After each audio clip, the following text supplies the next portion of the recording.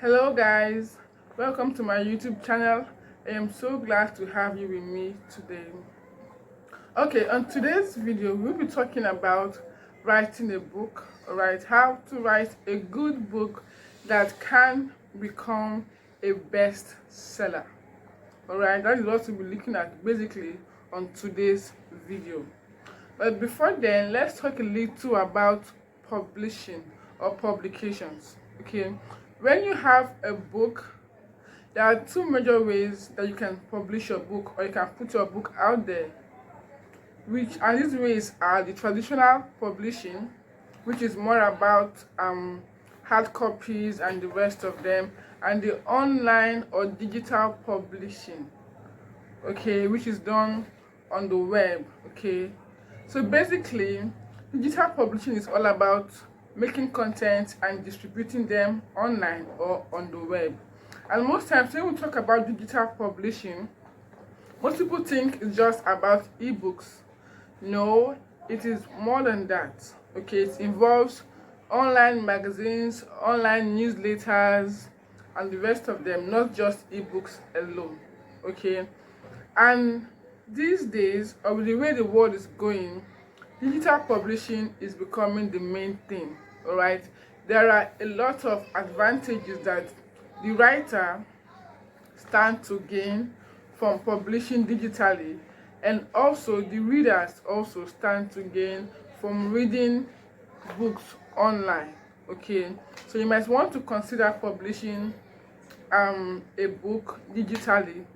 All right, because I mean it saves time and it also saves costs for you as the writer.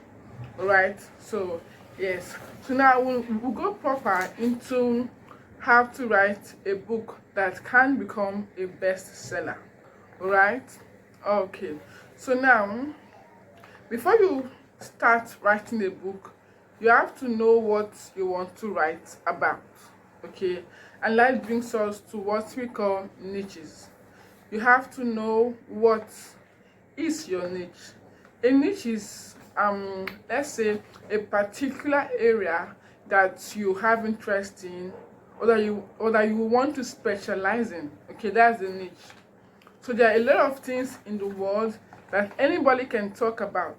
Okay, but you don't go about talking about everything in the world. Okay, there are a few things that you can talk perfectly well about, and then those things are called your niche because you have interest in them and you know stuff about them. Okay, so yes, so you have to know your niche. Okay, so let's see. Broadly, I would say yeah, broadly, that we have two categories of niches. Okay, and these are the non-fiction niche and the fiction niches. Okay, when we talk about non-fiction niches, we're talking about stuff like biography, autobiography, um self-help books, okay, guidebooks, travel books, nature writing, and stuff like that. Okay, they are under the non-fiction niche. Okay, and when we talk about fiction niches, we're talking about stuff like romance novels, flash fiction, short stories, horror novels, and the likes. Okay, so yeah, basically we have these two broad categories of niches: non-fiction niche and fiction niche. All right, so now let's say you have a niche or you have a topic that you want to write about. Okay, now let's see, before you also pick a topic that you want to write about. Okay, let's say you have a niche already. Okay, let's say you have a niche already. So now before you pick a topic in that niche that you want to write about, you need to ask yourself two questions. Okay, and the first one is, what are you passionate about? All right, and the second one is, what are you knowledgeable about? Okay, yeah, so for the first question, passion. Okay, when you have a passion for something, it's quite easy for you to write about that thing. Okay, you have the joy, you have the zeal to write about that thing. Okay, and when we talk about knowledge, okay, you have information about that stuff. All right, so you can say something about that topic, you can write about that topic. Okay, now basically it is very possible for a person to have both passion and knowledge. Okay, and that is very, very wonderful.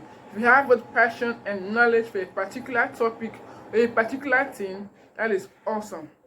Now, on the other hand, it is possible for a person to have either of them. Maybe you have passion but not so much knowledge, or you have knowledge but no passion. Okay, that is also possible. You're still good to go. Okay, but I strongly disagree that you have none, that you cannot have any. No, you can have both or either, but having none of them, I strongly disagree. So let me give you an example. Okay, let's use music for example. Music.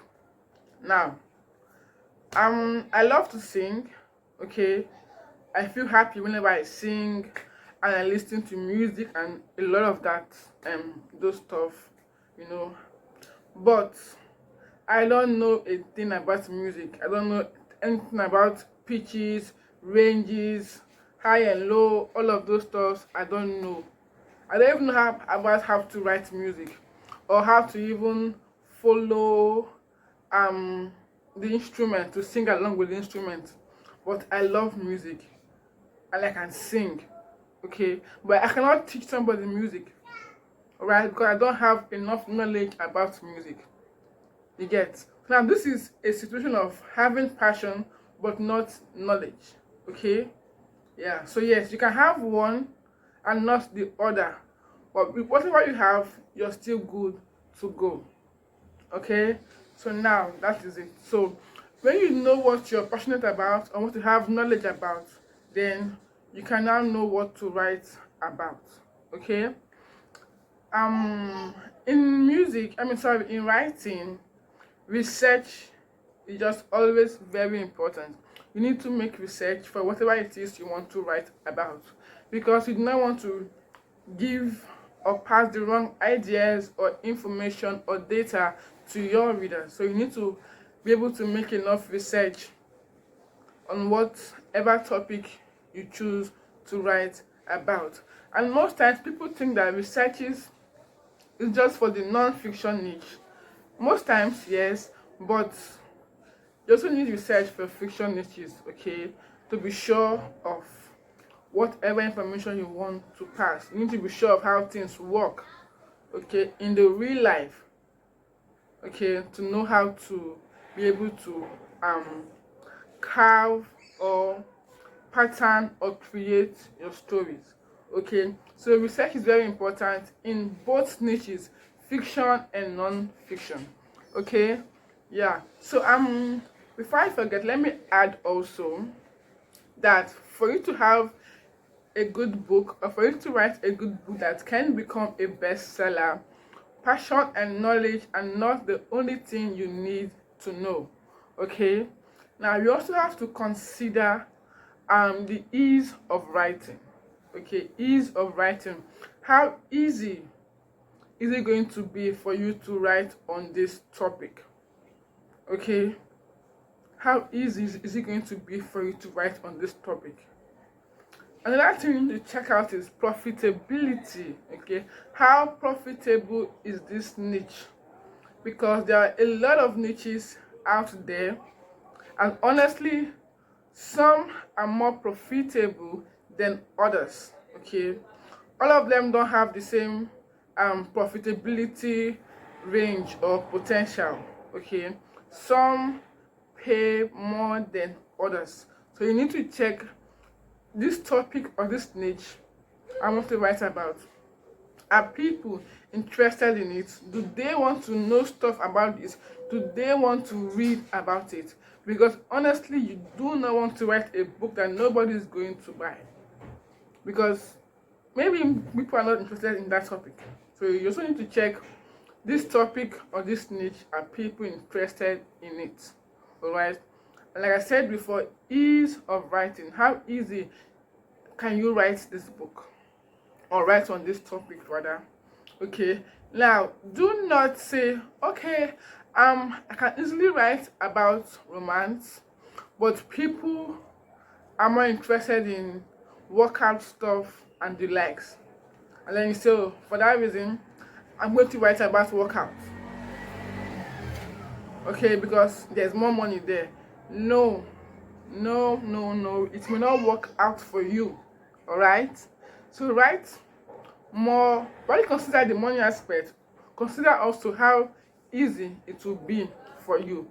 Because if you choose to write on a topic or on a niche that you're not so good at, okay, you will end up becoming bored along the line. You know, you lose ideas. It gets so tiresome for you, and then you might end up giving us a book that is not worth it at all. So look at how easy. So when it's easy for you, you're happier doing it. Okay, you just flow with the writing. So ease of writing is very important. And also another thing you should check out for is the availability of research materials. Like I said before, research is really important in your writing. So are there materials available for you to research on? Are there other books to read?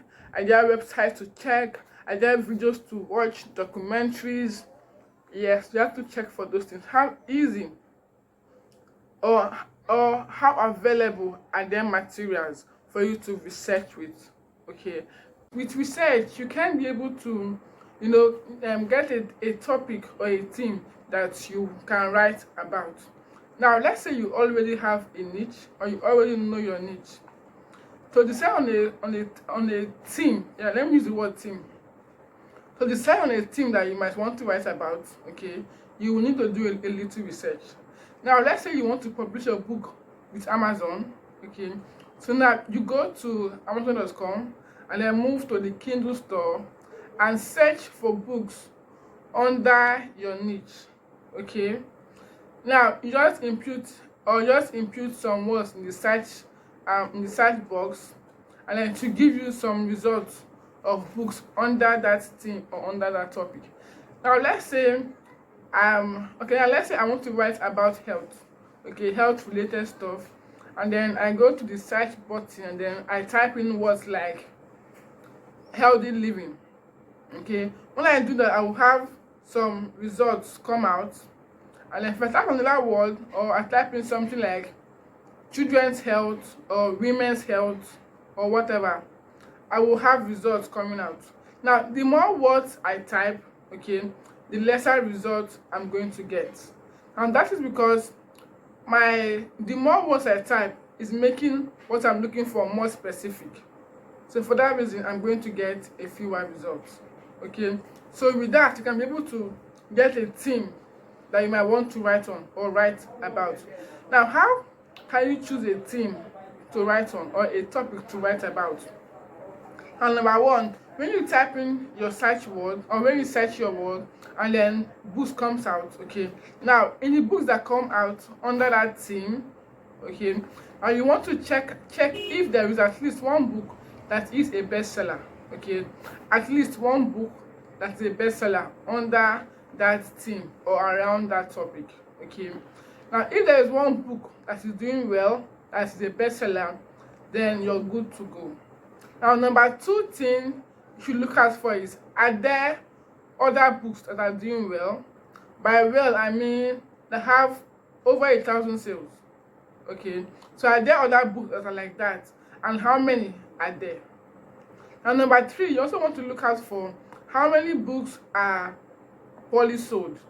Okay, by that I mean less than 1,000 sales. Now I'm going to say 800 sales is poor because you're comparing it to a bestseller. Okay, so 800 sales is poor compared to a best-selling book. But as a beginner, if you have a book that has sold 100 copies, okay, you're doing well for yourself. Okay, but as you go further and as you become better at your craft, okay, then you want to go beyond the 100 sales level. So compared to a best-selling book, a book with 900 sales, 800 sales are not, doing so well. Okay. Now, one very important thing that you want to look out for also when trying to get a theme or topic to write on is how many books have been written around this theme. Okay. How many books have been written around this theme? Now, if you have 50 books written around this theme or around this topic, then it is a good topic to write on. It shows that the demand for that for books around that topic or around that theme is high. So you want to write about that theme. Now, if you have books, if there are over 150 to 200 books, okay, written and published around that theme, you might want to consider, because that shows you that the competition is high. Okay, there are a lot of competitions, so you might want to consider. But if you still want to go ahead with writing a book around that theme, it's still very fine. But you have to put in so much work so that your book can be good enough to be at least in the top 100 ranks. Okay, so yes, you have to put in so much work. Now we're going to talk about how to write a book, or writing a book proper. Now, the way you write a non-fiction book is different from how you write a fiction book. Now, for a non-fiction book, their non-fiction books are written in outlines, like they have outlines for writing a non-fiction book. Now, a non-fiction book has the introduction part, let's call it the main chapter or the main body, okay, and then it has the conclusion or the concluding part. Now, these three sections make up a non-fiction book. Now, what do you do with your introduction? Now, with your introduction, you need to write it in a way that it entices or it appeals to your reader. Okay, write it in a way that it keeps your reader glued to the book. Okay, like a reader who wants to start reading your book and then finish reading your book. So you have to write your introductory part as good as you can. Now, use your introductory part or your introduction to create a connection with your reader. Now, how do you do that? Talk about yourself, okay, in connection to the topic you're writing about. Talk about yourself in connection to the topic that you're writing about. Okay. Now, for example, I want to write a book about women and pregnancy. Okay. And then I say something like, for example, during my first pregnancy, this happened, that happened, I had this challenge, that challenge, and the rest of them. And then I say something like, oh, I'll share my tips with you on how I was able to scale through all of those challenges. Now, if I say something like that, it makes my reader know that, okay, I have been in this position before, I have worn this shoe before. So with that, they might want to believe me and trust what I'm going to say, and trust what I'm going to say in the book. So by doing that, I've created a connection between my reader and me. Okay, so yes, do that with your introduction part. Now, the main body or the main chapters is where you explain further, okay, give life to your book. They explain, in depth. You give in depth explanation about the topic that you're dealing with. Okay, you talk more. Then you need to have chapters, titles, subtitles, and stuff like that. Then with the conclusion, yes, you do what you conclude, and then try to encourage your readers and the rest of them. Now, let's see. I want to write a book. Now, you have your niche, you have the theme or topic, and then you know that you need an outline. And now you know what to do with your outline. Okay? So now I want to write a book about pregnancy, for example. I'm going to make a list of topics and subtopics that I want to be in my book. So I go and then I write something like signs of pregnancy, exercise during pregnancy, feeding and nutrition during pregnancy, sleep and rest during pregnancy, and then I make all of those lists for my book, for example. Now I have to, give flesh or give life to my topics and subtopics. So I explain, as the idea comes to me, I explain, I write, and I just keep going and writing and writing and writing. Now after writing, okay, I will have to sit down and then look at what I've written, and then I say, okay, I will put this topic and this topic in my introduction, and then put all of these ones in my main body, and then put this one and this one in my conclusion. So I divide what I've written into the 3 sections of my book. Okay, now there is a possibility that everything I've written might not be in the book. Okay, and I want to keep out some topics from this book. Now, because those topics leftover topics. Okay, now what can you do with your leftover topics? You can choose to keep them and add them to a second book that you're going to write. Okay, or you can use those topics as a bonus for this book that you're currently writing. Okay, so you be like, buy this book and get this bonus. Okay, yeah, so those are 2 things that you can do with your leftover topics. All right, so having said that, we will now go on to fiction. Okay, fiction writing and the rest of them. Now for fiction writing, everything about the book is entirely up to the writer. The plot, the characters, conflicts, twists and turns, everything is up to the writer. So for you to be a good fiction writer, you need to have a very creative and imaginative mind. Okay, think far, think wide, out of the box. And before you write a book, a fiction book, you need to first off know the niche or the type of book that you want to write. Now, for example, I am a fiction writer and then I want to write a book. Now, I need to have an idea first of the kind of book I want to write. Now, let's say I want to write a romance novel. Okay, a book about romance and about love and the rest of them. Now, that is one. Now, for me to start, I have to have an idea of how the story is going to start. Okay, at least how the story is going to start. What would this story be about? And the about of the story is the romance. Okay, it's a romance book, so it's about romance and love and the rest of those things. Now, how is it going to start? I need to have that idea. Now, it is fine, it's okay if you have the idea of how the book is going to start, how the book will proceed, and how the book will end. That is fine. But if you have the idea of how the book will start alone or only, that is also very fine. Okay, so as you write the story, things are being, things come up along the line, and then you just keep writing and writing, more ideas, come to you. Now, even if you have the idea of how the book will start, proceed, and end, as you write, it might change along the line. Okay, you might choose to put in some twists and some turns here and there, and then the whole idea that you had in the beginning will just completely change. Okay, it is still very fine. It's your book. Everything is up to you. But twists and turns are very important when writing fictions. Okay, it keeps your reader on their feet to know what's going to happen next. Okay, now that is right about it for writing fiction books. Now let's look at something else. Let's say you're not a writer yet, okay, but you want to start writing.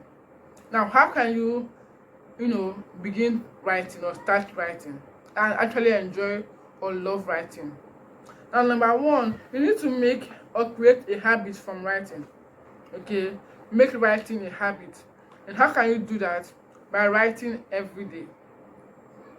Now, you need to write every day for at least 30 minutes to 1 hour.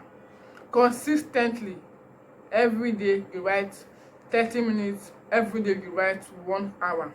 By doing that, you'll be able to make writing a habit for yourself. And number 2 thing is that you have to keep track of your records. Okay, keep track every day. When you write, you record the time, you record your number of chapters or the words, your word count. Okay, how much words did you write, or how many chapters did you write? You record them. Okay, so keep track of your record, and every day try to do better than you did the previous day. Now, number three is that you might want to consider transcription or transcribing. By that I mean, recording your book, audio, like having an audio record of your book. Okay, they can tell the audio to a transcriber to transcribe for you, or better still, you can use your voice type, voice typing keyboard or voice typing software in your phone or your system, whatever, to type. So when you speak into the system, you just write the word for you. Okay, or you can also use a ghostwriter to write. Okay, that is also a good option or a good alternative also. Another thing is, when you write, okay, write first and edit later. When you write, do not be so concerned about your grammar and how it's been arranged. Just write first. Fiction and non-fiction alike, just write first. Flow with the idea, flow with the words as they come to you. Just write first. And after writing, you take your time to edit and to proofread, or you give someone to do it for you professionally. But write first. Okay, now let's look at titles for non-fictional books. Now, your titles for non-fictional books should be enticing, okay, and also they should reveal to the reader what to expect from your book. Okay, that is you. Let me call it rule. All right, for non-fictional books, it should be enticing and they should reveal to your reader what to expect from the book.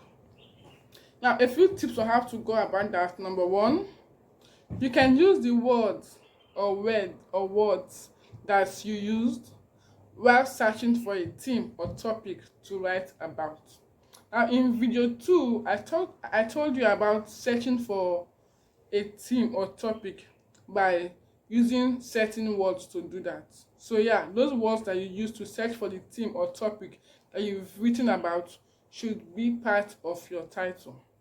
Okay, now another way to write a good title is by offering your reader something tempting. Okay, now an example of that is, let's say I write a book about fashion, and then I can choose to title my book How to Start a Fashion Business. And that is nice, but a better way to do that would be How to Start a Fashion Business in 60 days. Now, they sound similar, but they're not the same thing. The second one is more tempting compared to the first. Okay, now a third way to get the title for your non-fiction books is by being unique or by being specific. Okay, and let me give you an example of that. Let's say I write a book on weight loss. All right, now I can choose to name my book How to Lose Weight with This Food Plan, or How to Lose Weight Following My Food Plan. That is good, but a better way to do that is going to be How to Lose at least 10 kg in 6 months using this food plan. All right, so the second example is more specific, more focused.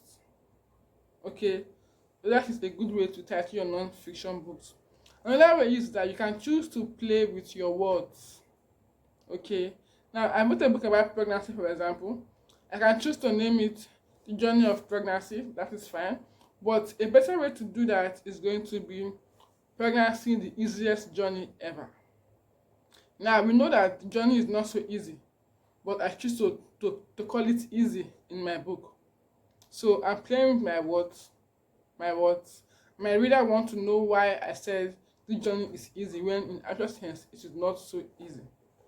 Okay, so that is one way to also title your non-fiction books.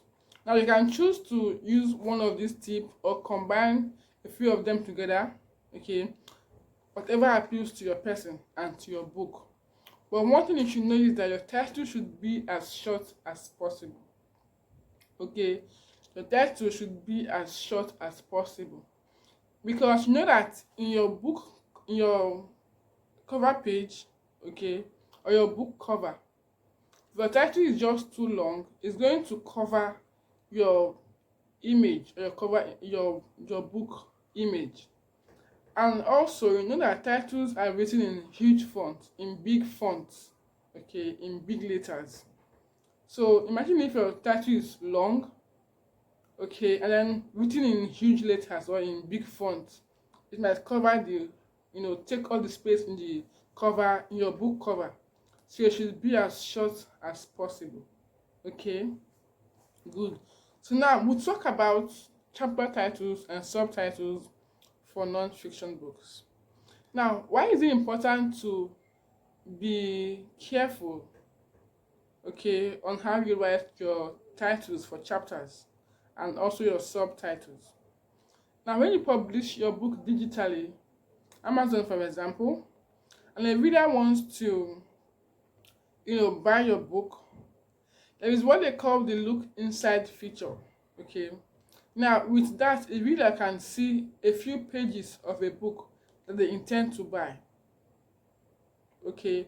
Now, in most cases, your table of content make up those pages that will be part of the look inside feature. So you want to, and you know that your chapters, the title of your chapters and subtitles are what makes up your table of content. Okay, so if your table of content is going to be part of the look inside feature that the reader is going to see before buying your book, then you should make it as appealing as possible. All right, and that is why it's important to make your chapter titles and subtitles nice as much as your title is. And let me give you a few examples on how to do that. Now, let's say, for example, I write a book on pregnancy, for example. Now, if I say my chapter 1 is signs of pregnancy, okay, that is fine. But a better way to do that is going to be, how do you know you're pregnant? Okay, now they sound alike, they might have the same meaning, but you do not appeal the same way. Okay, now let's look at something else. Chapter 2 can be nutrition during pregnancy. Now, a better way to do that is going to be what to eat and what not to eat during pregnancy. Now, chapter 3 can be baby shopping, for example. Now, a better way to do that is, you can say what most mom forgets to buy during baby shopping. Now, these 3 chapters on this side, they are okay. But the 3 on this other side, they are better, okay? I mean, the chapter is saying the same thing, but the way I title it, okay, can give it a different meaning altogether. So your titles for chapters and subtitles should be as appealing, okay, as they can be. All right, good. So now we'll leave the non-fiction niche and then we'll go over to fictional books. Fictional books, yeah. So now let's see. For fictional books, the format or the formula is completely different from non-fiction books. Okay. Now, for non-fiction books, you want to reveal to your reader what you expect in your book. But for fictional books, you should not reveal to your reader what you expect in your book. Okay. There should be an element of mystery. Okay, a mystifying element or factor in the way you title your fictional books. All right. Now, some tips on how to title your fictional books is number 1, you might want to use the central the centerpiece of your book as your title. The centerpiece of your book as your title. Maybe the name of the protagonist, for example, or the description of your protagonist, for example. So now you can choose to name your book Amanda or Melanin, for example. So a reader will be like, who is Amanda? What happened to Amanda? Alright. So that is an example of using the centerpiece of your book as your title. Now, another way to title your fictional books, is by using the your theme, okay, your theme as your title. An example of this is the popular book called Love and Prejudice. Okay, that book is a good example of how to use your theme as your title. Another way is that you can choose to use the place or the setting of your book as your title. Alright? Maybe the story happened in New York, or story happened, in the campus or in the village. So you can choose to name your book New York, or the campus, or the village. Alright, a reader will want to know what happened in New York, or what happened in the campus, or what happened in the village. Another way to do that is by using the season or the time, okay, in which the story happened. So you can choose to name your book One Christmas, or One Easter, or One Rainy Day, or 12 noon, okay, or 11:30 p.m. Alright?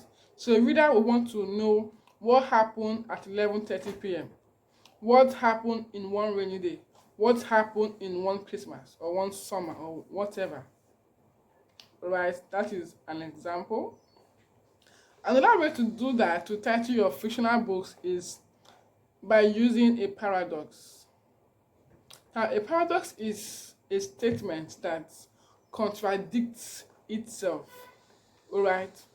A statement that sounds absurd, but if you think about it, critically, there may be some truth in it. Alright, that is what a paradox is. An example of a paradox is when people say less is more, and that is a paradox. When they say something like the enemy of your enemy is your friend. Yeah, that is also a paradox. Okay. Yeah, so you can use a paradox to title your fictional books. And lastly, you can use the exact moment that sets everything about your book in motion. Like the exact moment where something happened and that thing just changed everything about the story. Like, just, let's call it a twist. Okay, a twist. The moment in which a twist occurred. Okay, and then that twist, gave the book a different direction altogether. So you can choose to use that moment to title your fictional books. Okay. Honestly, I hope I explained all of those tips enough. Honestly.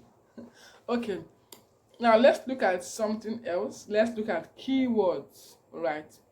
Keywords. Now, a keyword is a word that is key. Okay, so let's look at keywords. Now, keywords are very important. Very, very important. We cannot overemphasize the importance of keywords. Now, why are keywords so important? The reason is because keywords increases the chance of your book to be visible to readers. Alright, keyword increases the visibility of your book to readers. Alright? Now, ways by which you can, get keywords are, number one, I told you about using, when I spoke about giving titles to your non-fiction books, and then I said something like, use the words you use during the search for your theme as part of your title. Now, those words are keywords, alright? Now, the same way you searched out those words to know what to write on, a reader will search out those words also to look for a book, and your book will just pop up or might just pop up. So use keywords in your title. An example I gave you earlier on is a good way to know how to use keywords in your title, using the word that you search for as part of your title. Now, keywords should also be in your description. Okay, very, very important. Now, when you're publishing your book on any platform at all, Amazon for example, and there's a particular segment where you have to fill in your keywords, okay, at least 2 keywords, okay, so you want to fill in those parts. You can use keywords generating tools to search out for keywords to use, so you have to fill in those parts. Now, there is another part where you have to fill in your category. If your book is a motivational book, a fiction book, non-fiction book, a Christian book, health book, okay, so you have to fill in your category in that segment. So now, you should not use your category as part of your keywords, okay. When they say fill in your keywords, do not put the category of your book as part of your keywords. Now, you want to utilize every chance you get to write a keyword, okay. Utilize every chance you get to write a keyword. So don't go about repeating a word more than once, okay. Let the keywords in your title and description and actual keywords in your segment be different. Try not to repeat words when it comes to keywords, because the more words you use to describe your book, okay, the better your chances of your books to become visible to readers. So do not repeat your keywords, okay. Good. So now we'll look at something else. Description.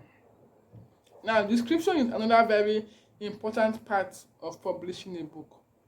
Now, your description or your pitch is your, let me call it, your readers' deciding moment if they will buy your book or not.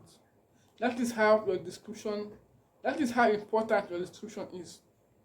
Okay, a reader can finish reading your description and say, okay, I will buy this book, or I say, nah, I will not buy this book. Okay, it is very important for you to give or to write a very intriguing description for your book. Now, let's say your book is a fictional book, for example, and then you wrote about horror, or let's say it's a romance novel, for example. Now, you should not give a romantic description to a horror book, all right? And do not give a terrifying description to a romantic book. Now, let your reader get a feeling of what is in the book. If your book is a horror book, let your reader feel a bit of the fear when they read your description. Okay, if it's a book of love, okay, let them feel a bit of the love when they read your description. If the book is pity, whatever it is, anger, let them get to feel a bit, at least, of that anger or pity when they read your description. So in essence, for fictional books, you have to stick to your theme.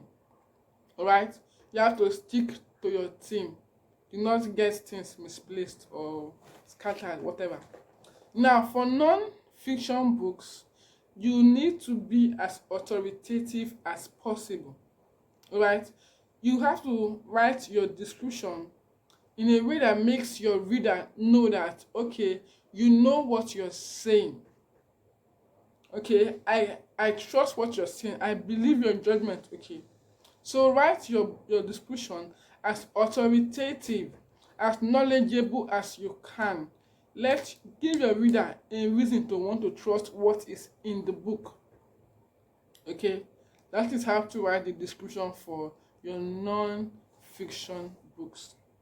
Now, when it comes to writing description, your first sentence or your first two sentences should be a bang. All right. Your description is not where you want to keep the best for last. Do not keep the best for last in your description. Let your first sentence or first two sentences be, let them be intriguing. Let them be able to hook your reader so that the reader will want to say, wow, continue reading your description, and eventually finish reading your description and ultimately want to buy your book. So do not keep the best for last when it comes to writing description. Okay, good.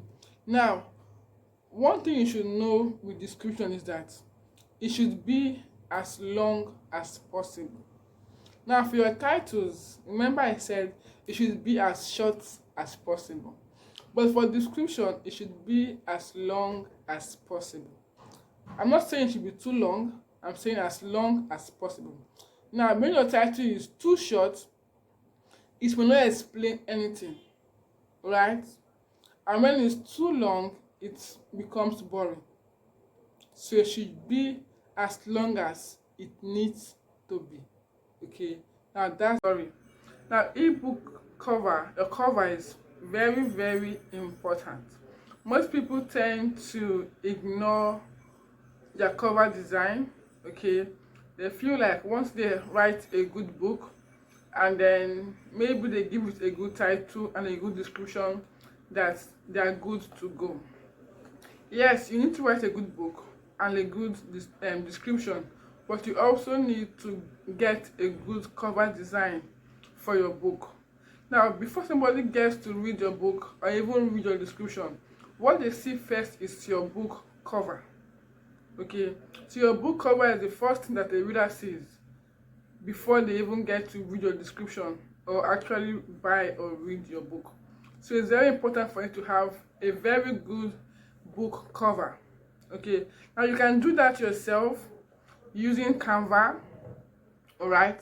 But when you do so, please be sure to use pictures or images that are copyright free. All right, use copyright free pictures or images. Okay, or better still, you can buy the picture or image that you wish to use. Avoid pictures with watermarks that are for sale.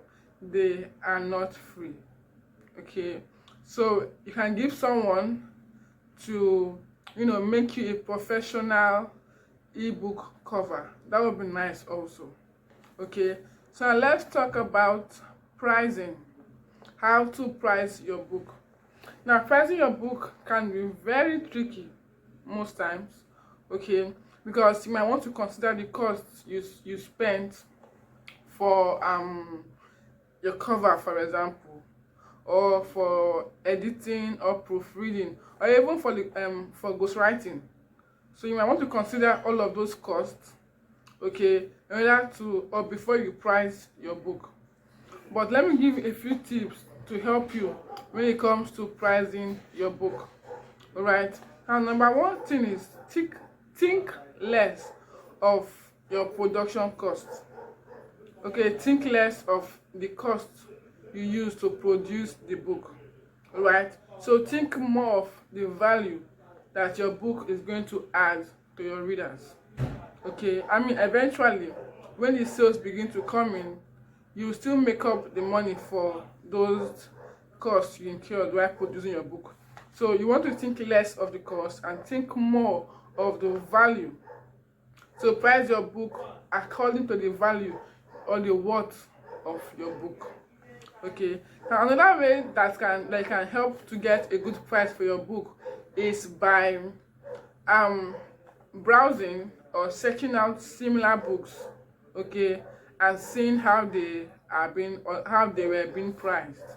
Okay, you can search out similar books on your publishing platform, which might be Amazon. Okay, and then get to see how other authors priced those books.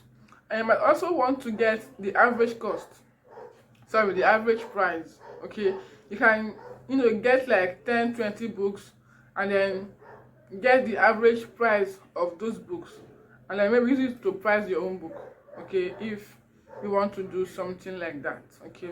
Another thing to consider when trying to price your book is you may want to experiment with your price, okay. For Amazon, for example, Amazon offers you the opportunity to change the price of your book. Okay, so it's not like once you put a price, that's how it will be forever. No, you can still change the price of your book. So you might want to start low and then gradually increase the price. Okay, that is still something that you can do. So do not be so, fast to just put out any price, out there. You still have an option to change or increase or lower the price, okay. So don't worry yourself too much about how to price. You can experiment with the price. Now another thing that you want to have in mind is that now when you publish your book digitally, okay, people that read your book, okay, are not just people from your country. People all over the world can see your book and may want to buy your book, okay. So some people in different parts of the world can have a mentality of higher price means higher value, okay. So they feel like if something is cheap, then the value of that thing is low or the quality is poor. Yeah, people around the world, lots of them have that kind of thinking or that kind of mentality. So now you do not want to, price your book low or so low, okay, too low, because the people might think that when the price is too low, then the quality is poor. And if you want to price your book low, don't do it because of high competition, because you might end up not getting the results you need. So bear in mind that some people out there think that when something is cheap, that the quality is poor, okay. So another thing that you want to consider when trying to price your book is the royalty involved, okay. The royalty involved. Now for Amazon KDP, they offer two royalty plan, or let's say package, okay. Now if you price your book between $2.99 and $9.99, okay, you're going to be on the 70%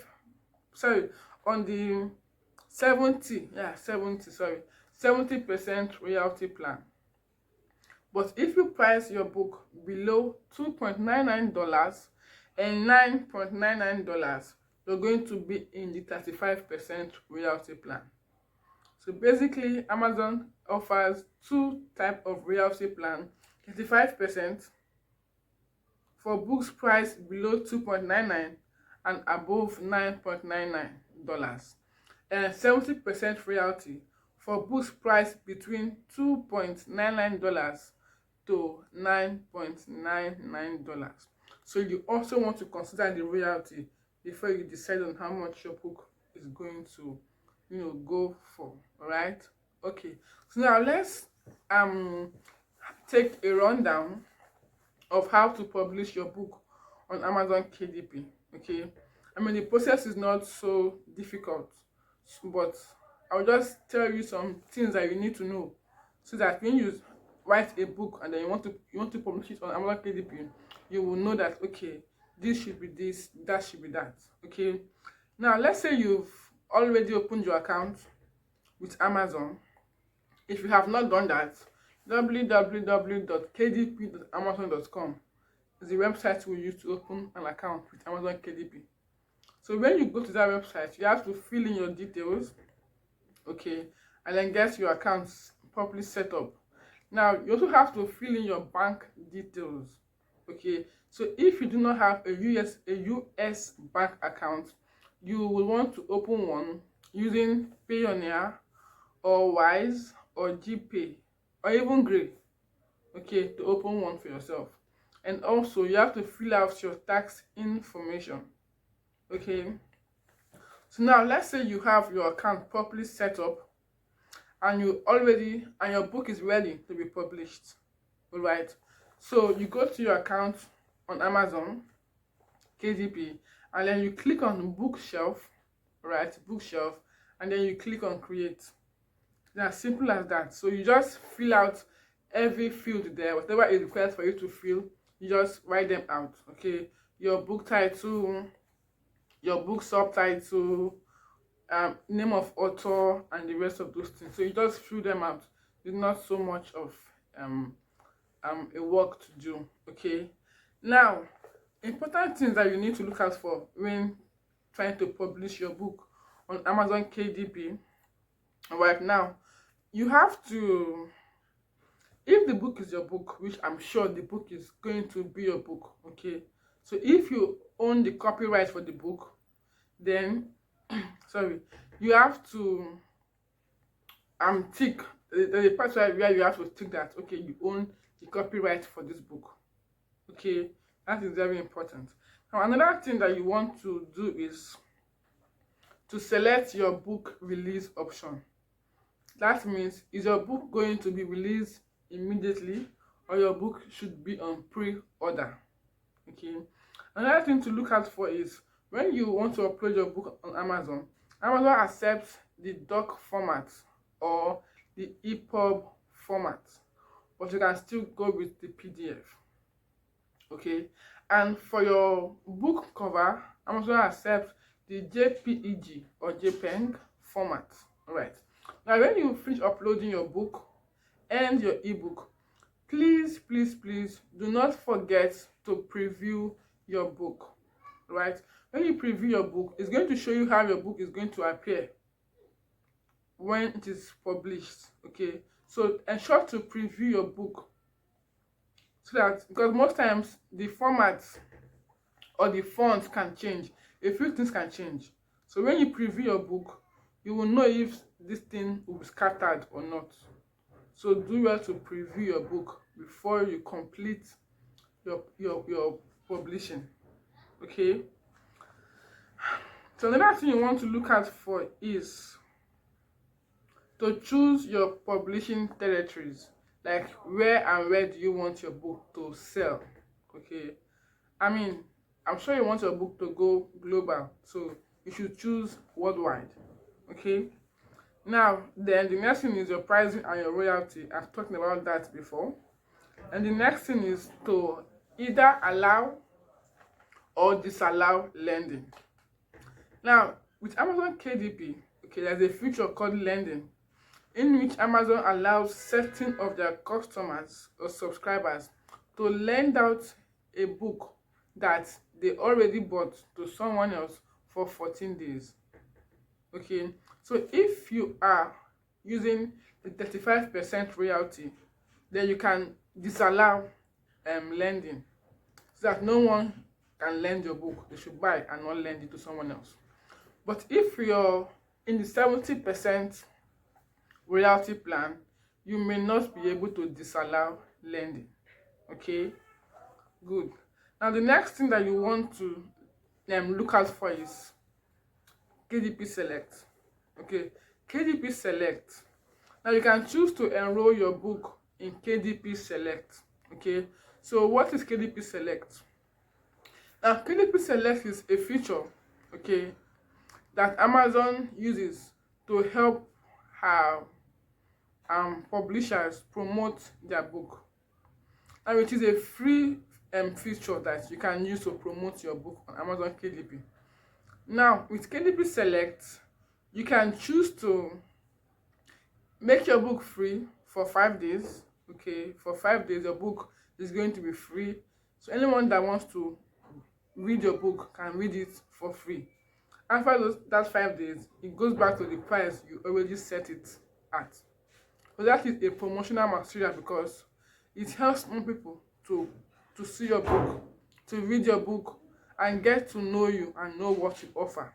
Okay, now there's also the KDP countdown deal. Okay, with that one, your book price increases gradually. Okay, now another thing to know with KDP Select is that With KDP Select, okay, certain Amazon customers or subscribers that subscribe to Kindle Unlimited, okay, can read your book for free. So when these people that are in Kindle Unlimited read your book, they don't pay for it, they don't buy the book, they can read it for free. Okay, but the good thing is that Amazon is going to pay you a certain amount of money for the number of pages that these subscribers read. Okay, so it's not absolutely free. So you still get something from Amazon for or according to the number of pages that has been read by Kindle Unlimited subscribers. Okay, now one thing that you need to know about KDP Select is that it runs for a period of 90 days. Once you enroll your book in KDP Select, it's going to be there for a period of 90 days.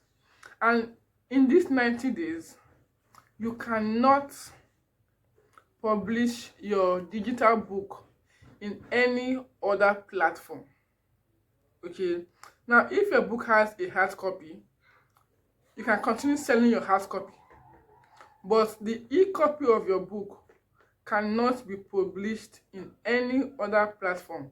Amazon reserves the right to be the only place where your book can be sold digitally. So that is one thing to note when it comes to enrolling your book for KDP Select. Okay, and I think this is the only advantage. But if you want to put your book in other platforms, maybe Okada Books or anywhere else, then you cannot use KDP Select unless the 90 days elapses. Okay, and also mind you, KDP Select auto renews.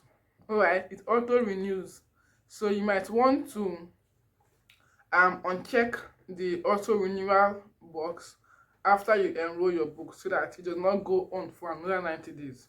Okay, that is one thing to know about KDP Select. And that is just about everything you need to know when it comes to publishing your book with Amazon KDP. Now, to wrap up this tutorial, I will share with you 10 things that can make your book not to sell on Amazon KDP. Okay, 10 things. Now, number one thing is that you do not understand your niche, or you do not understand your niche or your target audience. And I think niche is part of the very first thing we talked about in the first video. Knowing your niche, how to know your niche. So if you do not understand or know your niche, it might make you not to be so successful in Amazon KDP. Now, the second thing is poor use of keywords. And I think we talked about that, how to rightly use keywords. And also there are keyword generating tools that you can use to get the right keywords for your book. Now, the third thing is inability to create good titles and chapter titles. Okay, I talked about that before.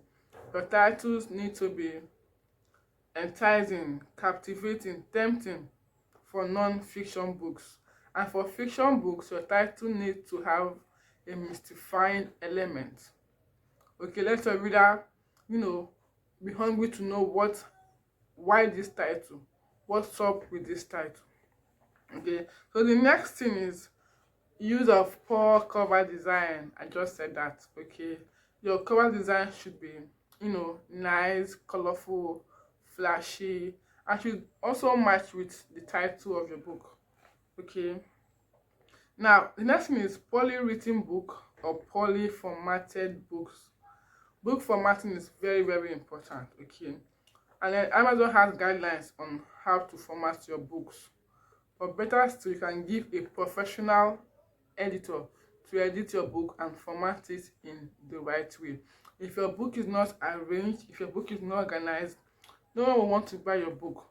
Now, don't ask me how would they know that your book is not organized or is not arranged.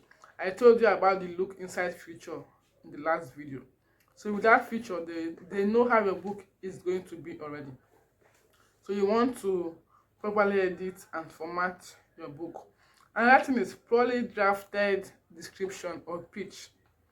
I talked about that yesterday. Your description should be something tempting, something that will hook your reader, something that will give them a feel of what to expect from the book. So you want to write out a very nice description for your book. Now the next thing is poor promotion. Yes, promotion. Your book has to be promoted, especially if you are a new writer, a new reader, or if you're new to Amazon KDP. Your book needs to be promoted. Okay, I think I'll make a video later on how to promote your books. But KDP Select is one way to go about that. And the last thing is poor price. If your book is not properly priced, maybe it's too high, people don't want to buy it, or maybe it's too low, they think of it as poor quality. So pricing is another thing that can make your book not to sell on Amazon KDP. Now the number 9 thing is not adding your book to enough category. Where I told you that while publishing your book, I think in the last video, that you get to choose category for your book. And I said do not use your book category as part of your keyword when you come to where you will choose keywords for your book. So when you do not, put your book into many categories as possible, your book may not be so visible to readers. So if your book, for example, if you write a book about finance, for example, and then you want to choose your book category, you have to choose every category that you think relates to your book. Okay, you can put it in non-fiction category, motivation category, finance category, and the rest of them. So as many categories that you think relates to your book, let your book be in those categories. Okay, now the last thing to note is one thing that can make you not to succeed or make your book not to sell on Amazon KDP is because you're using the wrong mindset to write your book and to publish your book. And you need to have a very good mindset, because mindset is everything. Okay, when you have a good mindset, you want to do this, and then you think of only the positive things and not what can go wrong. Okay, approach it like a business. Do it with passion. Do it with everything that you have. Put in all your efforts. Don't just do it anyhow, nonchalantly, recklessly.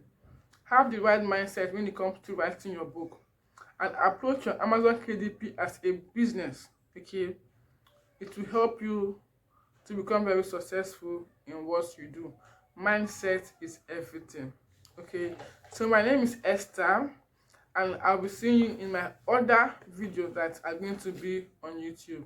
I hope you subscribe to the channel so you don't get to miss out from any of my any of my YouTube videos. So see you some other time. For now, bye.